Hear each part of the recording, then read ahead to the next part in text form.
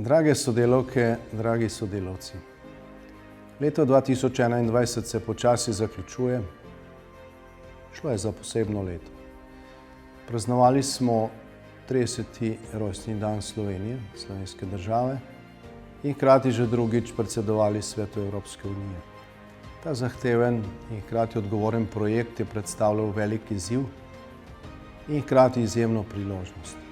Predvsem priložnost, da sami sebi, pa tudi drugim pokažemo in dokažemo, da imamo ideje, da imamo domišljijo, da imamo znanje ter ambicijo aktivno sooblikovati sedanjost in prihodnost Evrope.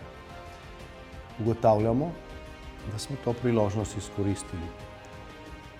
Predsedovanje je bilo uspešno. Kljub še vedno izjemno težkim epidemiološkim razmeram smo uspeli večino načrtovanih dogodkov, tudi tiste na najvišji ravni, izpeljati v živo. Organizacija dogodkov je bila na visoki ravni in gostje so Slovenijo zapuščali z lepimi vtisi. Vsebinski premiki so bili številni in vsebinsko pomembni. Vam jih zagotovo ni treba posebej naštevati. Prioritete, ki smo si jih zastavili ob začetku predsedovanja, so se izkazale za dobro premišljene tudi za vnaprej. Ob tem pa smo se morali odzivati tudi na številne nepredvidene krizne situacije. Dragi sodelavke in sodelavci, predsedovanje Svetu Evropske unije je skupinski projekt. Prispevek vsakega izmed vas, tako ekipe v Bruslju kot v Ljubljani. Vsak predstavlja pomemben kamenček v mozaiku končnega uspeha.